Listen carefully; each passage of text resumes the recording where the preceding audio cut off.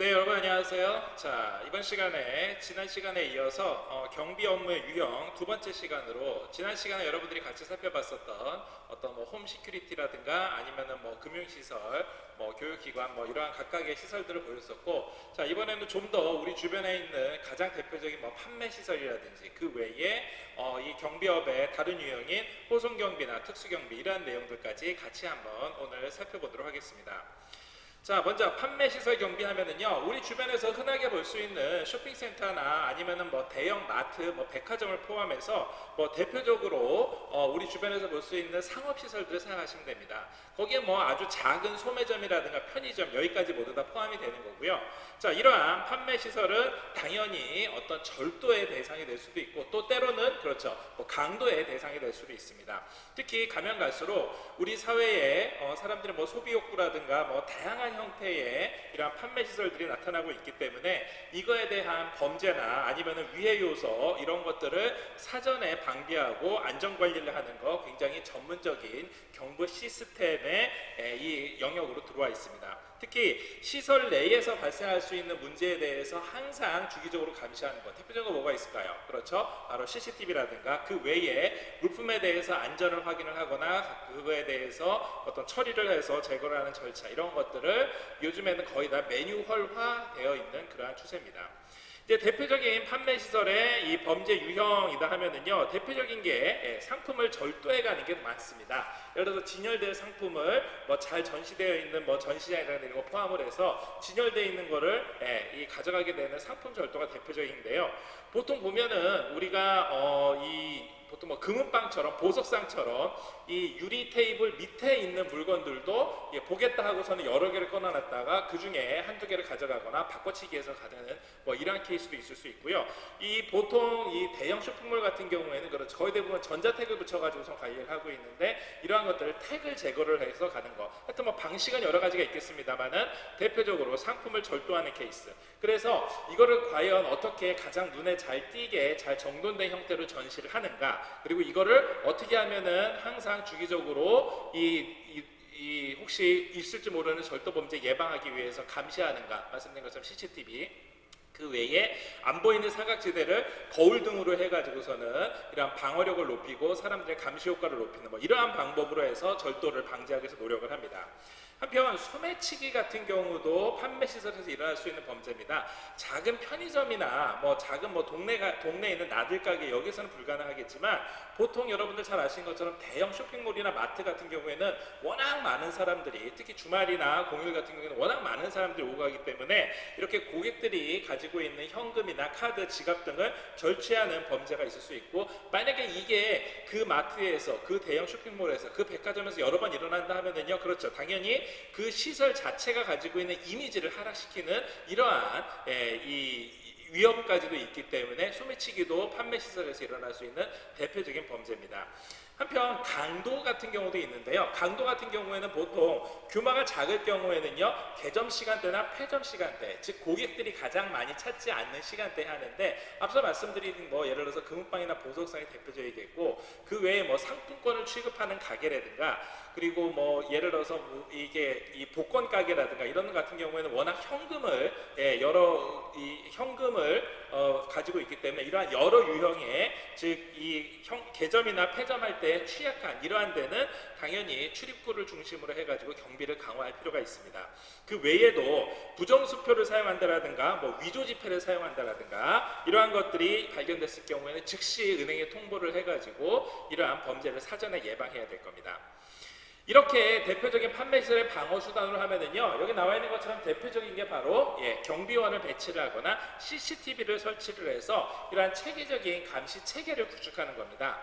한편 사건이 일어났었을 경우에는 시설 내에 있을 수 있는 강도 사건이라든가 폭력 사건, 이런 것들에 경보를 발생을 하고 거기에 순찰 경비원이나 더 나가서 경찰서까지 같이 연결돼 가지고 현장에 긴급 출동을 해서 현장에서 진압하는 이러한 방법도 있고요. 또 이런 것들을 사전에 최대한 이 피해를 줄이기 위해서 범죄 상황과 같은 비상 사태를 가정을 해가지고서는 모의 실험을 통해 가지고 경찰이나 관련된 기관하고 같이 협조하는 이러한 형태들도 가능할 겁니다.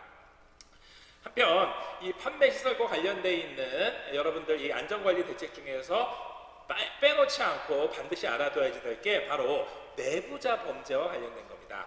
워낙 이 규모가 큰 시설 같은 경우에는요, 이 워낙 많은 사람들이 새로 들어오기도 하고 또 나가기도 하고, 또 나간 사람 같은 경우에는 기존에 있었던 그렇죠, 안전관리 대책을 상당수의 많은 정보를 획득을 해가지고 나간 케이스이기 때문에 이런 경우에는 부정직한 직원이 있을 경우에, 범죄 의도가 있는 사전 전 직원이 있었을 경우에는 이들이 시설 내부에서 어떤 불법 행위라든가 뭐 이런 것들에 직접 참여를 하거나 조언을 줄 수가 있습니다. 즉 다시 말씀드리면은 부정직한 직원들에 의해서 불법 행위가 시설 내부에서 행해지기 때문에 범죄 시스템을 잘 파악을 하기 때문에 이거를 피해서 일어날 수 있는 피해서 일어날 수 있는 사안들이 있습니다. 특히 자기가 직접 하기가 어려우면은요, 그렇죠, 외부에 있는 범죄자들하고 서로 연계해서 할 경우에는 당연히 피해가 크게 날 수가 있겠죠. 그래서 이렇게 내부 직원들의 불법 행위를 사전에 잘 방지를 하기 위해서 이 현금 등록기 같은 경우에 이 현금을 입출납하는 데 있어서 불법 조작이라든가 물건의 뭐 가격 이라든가 택 같은 거를 바꿔치는 거, 그 외에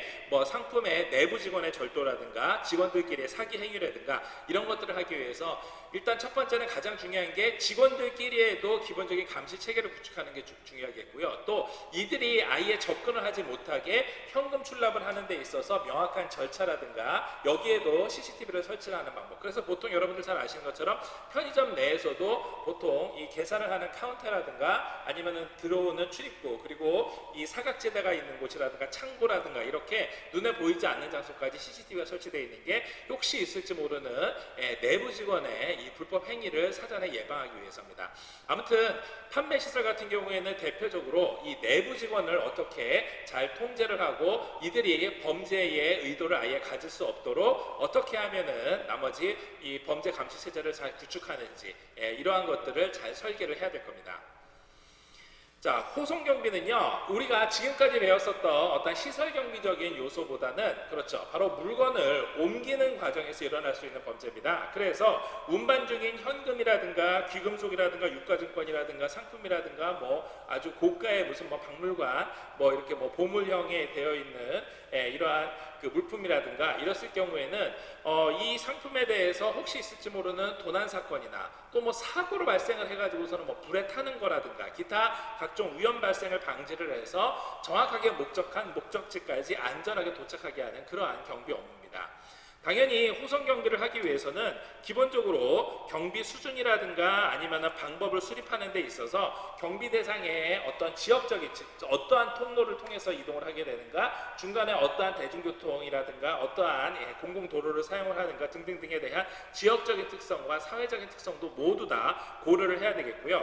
이 지역이라든가 아니면은 어떠한 공공 섹터에 같이 포함이 되면서 경호라든가 이 각종 이 호송의 형태의 최대한 사람들한테 어떠한 이 반감을 주지 않는 데에서 할 수 있어야 되는지에 대한 그러한 고려까지도 함께 해야지 될 겁니다. 또한 혹시 있을지 모르는, 즉 호송 경비 도중에 발생할 수 있을지 모르는 뭐 교통사고라든가 아니면은 호송 경비 도중에 혹시 이 경비원의 뭐 갑작스러운 이 개인적인 사정에 의해 가지고서는 뭐 부상이 생긴다라든가 어떤 뭐 질병이 생긴다라든가 이런 것들에 대한 대비책, 방비책까지 A 플랜, B 플랜을 같이 가지고 있어야 되겠고요.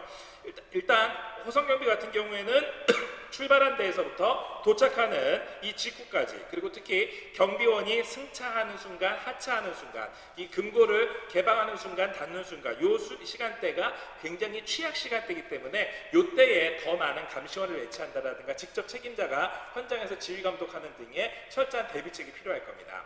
특히 호송 경비 같은 경우에는 이 호송 경로를 선택하는 게 굉장히 중요한데요. 호송 경로를 선택할 때는 앞서 말씀드린 것처럼 다양의 대중 차량들과 함께 움직이는 경우가 많기 때문에, 일반 차량들과 함께 움직이는 경우가 많기 때문에 경비 위해 요소가 있는 장소를 가급적 피해야 되겠죠. 예를 들면은 항상 러시아워로 길이 막히는 길, 아니면은 빈번하게 사고가 일어나는 길, 또 뭐 이 교차로가 많아가지고서는 계속해가지고서는 차량이 서야지 되는 거, 이러한 것들을 가급적 것들 피해야 되기 때문에 말씀드린 것처럼 고가의 귀금속이라든가 뭐 박물관 물품이라든가 이런 것들은 이렇게 주간 시간대 안 하고, 그렇죠, 야간 시간대 같은 경우에는 당연히 이 도로 소통이라든가 기타 교차로라든가 뭐 다양한 혹시 있을지 모를 만연의 사건 사고를 최소화시킬 수 있는 시간대, 물론 야간이기 때문에 그만큼 범죄에 취약할 수 있겠다 하겠지만 거기에 따른 다른 방비책들을 세워서 이렇게 시간대를 잘 조정을 해가지고 이 경비 유해 요소가 없는 시간대와 없는 장소를 택하게 됩니다.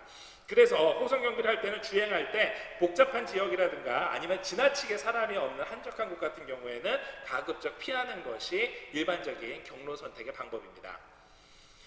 자, 그 다음에 알아볼 거는 재난경비인데요. 우리가 재난은 어떠한 시큐리티 상황에서 막을 수 없다라고 생각할 수 있는데 전혀 그렇지 않습니다. 우리가 예전에 이 각종 경비 위해 요소들을 살펴볼 때 인공적인 이 위해 요소로 대표적으로 할 수 있는 거, 그렇죠, 위험 요소로 할 수 있는 거, 뭐 범죄라든가 뭐 사건 사고에 일어날 수 있는 화재라든가 이런 거 생각했지만 자연적인 것도 가능합니다. 예를 들면은 홍수라든가 뭐 산사태 이런 것들은 사전에 어느 정도까지 충분히 방지가 가능하겠고, 지진도 실제로는 지진이 일어나는 순간 같은 경우가 이 경보 이후에 뭐 짧으면은 한 1, 2분, 길면은 5분 이상의 여유가 있기 때문에 이 시간대에 가급적이면은 사람들을 최대한 빠른 시간 내에 대피를 시키거나 안전 조치를 할 수 있도록 만드는 게 필요합니다. 즉 이러한 자연적인 재난과 그 외에도 인위적으로 거의 재난성으로 일어날 수 있는 게 있습니다. 대표적인 게 아까 말씀드린 화재가 건물에서 그냥 조그마한 가게나 차량이 탄다고 그러면은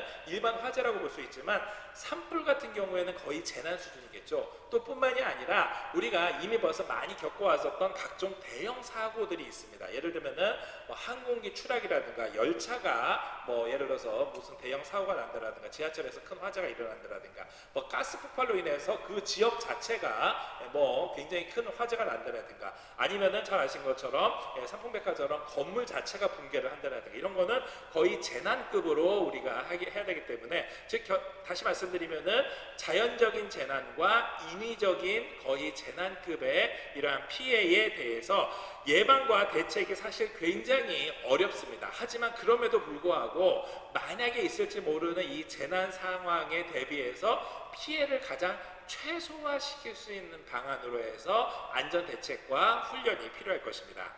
자, 그렇게 하기 위해서는 일단 자연적인 재난 같은 경우에 평상시에 순찰을 할 때에도 혹시 만약에 뭐 지진 같은 게 일어났었을 때 건물이 붕괴할 수 있는 위험이라든가 이런 거를 최소화시키기 위해서 뭐 축대라든가 벽면, 뭐 균열 이런 것들을 점검을 하고 사전 사후 대처에 대한 방법에 대해서 항상 교육을 하면서 숙지를 하고 모의 연습을 할 필요가 있습니다. 또 평상시에는 일반적인 각종 사건 사고에 대해서는 연결을 하지만 이렇게 재난과 같은 경우에는 모든 국가의 거의 모든 총 자원을 동원을 해가지고 하기 때문에 당연히 경찰과의 협력 관계를 구축하는 것도 굉장히 중요하겠고요.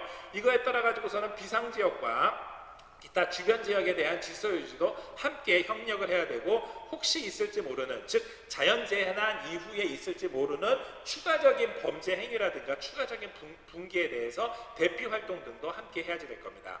자, 인위적인 재난 같은 경우에는요, 물론 사전에 예방하는 게 제일 중요할 겁니다. 예를 들면은 가스 폭발 같은 대형 사고를 사전에 예방하기 위해서 뭐 가스 냄새라든가 가스 경보기를 통해 가지고서는 확인을 하는 방법, 또 가스 사용 이후에 습관을 들이거나 정기적으로 점검을 하는 법, 이런 것도 가능하겠고, 앞서 말씀드린 것처럼 건물 붕괴와 관련돼서도 자연적인 재난을 하는 것과 함께 유사하게 해야 될 겁니다. 자, 다만 이 인위적인 재난에는요, 말씀드린 것처럼 화재도 포함이 되기 때문에 혹시 있을지 모르는 화재라든가 건물 붕괴를 대비를 해서 빠른 시간 내에 사람을 소개시킬 수 있는, 즉 대피시킬 수 있는 이러한 혼란을 방지를 하고 추가 붕괴를 최소화시키는 가운데에서 사람들을 대피시킬 수 있는 방안들에 대해서 모의 훈련이 필요합니다. 또한 엘리베이터 같은 경우도 이런 경우에는 절대로 사용하면 안 되기 때문에 인명피해에 관련돼서 항상 긴급한 연락체계를 같이 구축해야지 될 겁니다.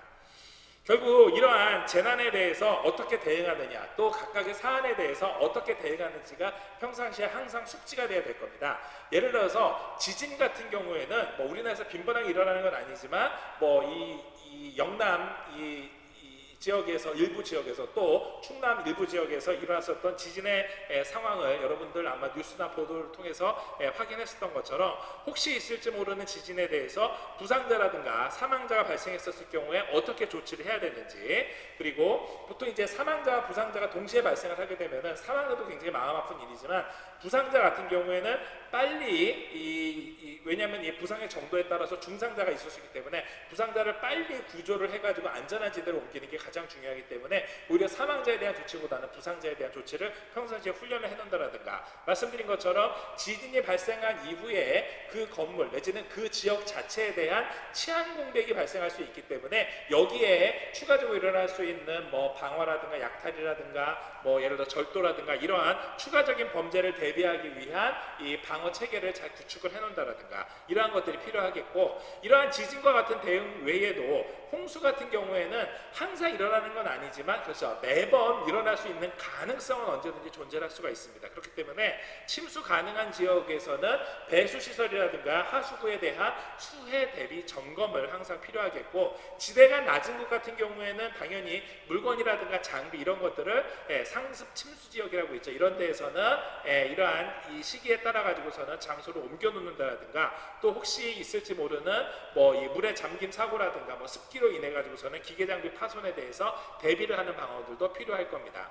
또한 건물 붕괴와 관련돼서는 건물 자체가 붕괴를 하게 되면 그냥 건물만 망실하는 게 아니라, 건물만 그냥 손해를 보는 게 아니라 건물 내에 있는 모든 물품과 가장 중요한 사람의 생명까지도 한꺼번에 모두 다 잃어버리는 겁니다. 엄청난 재산 피해가 발생할 수가 있기 때문에 이 대상 건물에 대해서 항상 안전관리를 유지를 해야 되겠고, 이거는 반드시 건축 전문가가 아니라도 일반인이 보더라도 건물의 균열이라든가 누수라든가 뭐 집안이 뭐 집안이 꺼져 있다라든가 이런 거는 충분히 확인할 수 있기 때문에 이런 거에 대해서도 평상시에 안전관리 책임자가 관심을 가질 필요가 있습니다.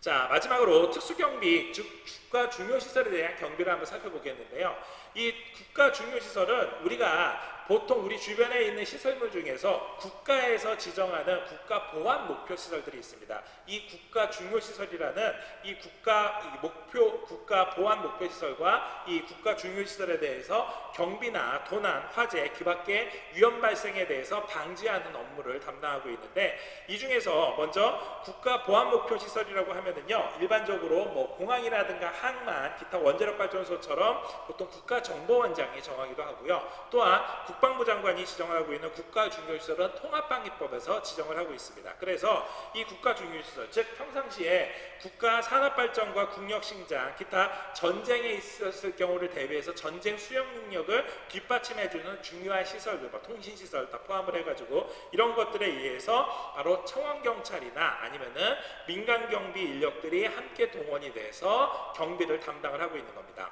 대표적으로 이 국가 중요시설은 가나다급, 기타급으로 나누고 있는데요. 각급 같은 경우에는 국가의 안전보장에 있어서 가장 중요한 시설들입니다. 예를 들면 대통령이 살고 있는 청와대라든가, 그 외에 입법사과 행정권이 같이 있는 정부 청사, 그 외에 뭐 국회의사당, 대법원, 원자력발전소, 대규모 산업시설, 중공업시설들, 기타 뭐 국제공항이라든가 항만 같은 게 대표적이겠고요. 나급 같은 경우에는 사회에 기타 국가 경제에 있어서 굉장히 중요한 시설들입니다. 예를 들면은 각종 뭐 경찰청이라든가 대검처럼 이 형사사법 집행을 하는 기관이라든가, 또 기상과 관련돼 있는 기상청, 또 산업은행처럼 우리나라의 경제 전반에 대한 중요한 의사결정을 하는 곳, 기타 중요 비행장들이 여기에 들어갑니다. 그 외에도 다급하면은요, 중앙기관의 각종 청사라든가 국정원의 각종 지부, 그리고 한국은의 각 지역본부처럼 우리 생활에 있어가지고서는 굉장히 중요하다고 되는 시설들이 있습니다. 그 외에도 중앙부처장이나 아니면은 시도지사가 필요하다고 인정한 행정시설이나 산업시설 같은 경우도 국가 중요시설로 분류가 됩니다. 결국 이러한 국가 중요시설은 어떠한 통합방위 사태냐에 따라 가지고서는 갑을병, 갑종병종, 을종 사태에 따라 가지고서는 어떻게 이 대응하는지가 각각의 경비 태세가 달라지게 되는데요. 일반적으로 일정한 조직 체계를 갖춘 어떠한 뭐 적의 침입이라든가 아니면 대량 살상 무기의 공격이 예상됐다 했을 경우에 통합방위공장이나 지역 군사령부간의 통제 하에서 바로 통합방위 작전을 수행하는 가장 긴급한 사항인 겁니다. 필요합니다. 자, 을종 같은 경우에는 일부 지역 아니면 여러 지역에서 적의 침투나 도발이 있었을 경우, 이거에 대해서 치안 회복이 어렵다라고 됐었을 경우에 역시 앞서 말씀드린 것처럼 지역구 사령관의 지휘 통제하에서 통합 방위 작전을 수행해야 되는 상태. 병종 같은 경우에는 이러한 위협이 예상되거나 아니면은 소규모의 적 침투가 있었을 경우에 역시 지역군 사령관이나 함대 사령관의 지휘에 따라 가지고서는 단기간 내에 치안을 회복시킬 수 있는 이러한 상태에 맞춰 가지고 이 앞서 말씀드린 이 가나 다급 기타급에 있는 이 치안 상황을 더 보완하기도 하고 더 축소하기도 하고 하는 겁니다.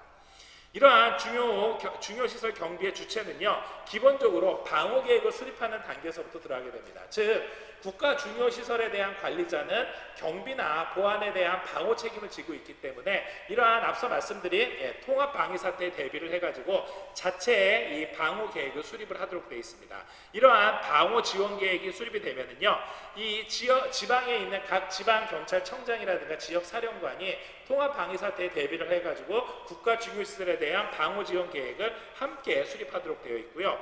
이러한 각종 이 경비 계획이라든가 보안 계획에 따라 가지고서는 관련돼 있는 관계 행정기관의 장이나 국가정보원장이 지도 감독을 평상시에 수행하기도 합니다. 그 외에도 국가 중요시설을 지정하는 것 자체도 바로 이러한 각종 행정기관과 국가정보원장이 서로 협의를 통해서 지정하는 게 이러한 중요시설 경비의 주체로 볼 수가 있습니다.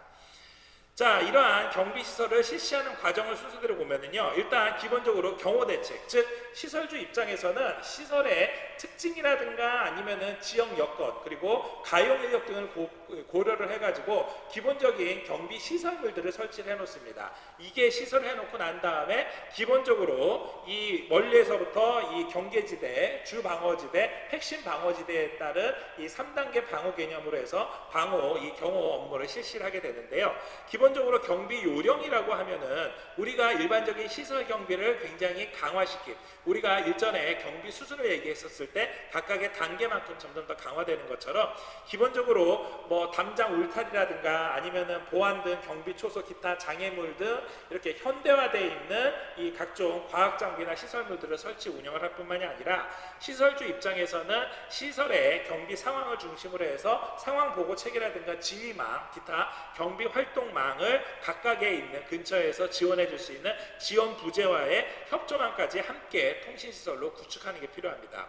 그 외에도 각각의 중요 시설에 있어서 면회실이라든가 외래 주차장 이렇게 외부인하고 접촉할 수 있는 데에는 울타리 외곽에 설치함으로 해가지고 즉 경비 구역 내에서는 안전을 보장을 하고 심지어는 사진 촬영까지 금지시킴으로 해서 보안을 철저하게 방비할 필요가 있고요. 기타 평상시에도 취약 지점이 있다 그러면은 거기에 경비 인력을 집중적으로 배치를 해서 시설 내외의 위험 요소를 사전에 제거를 해야 됩니다.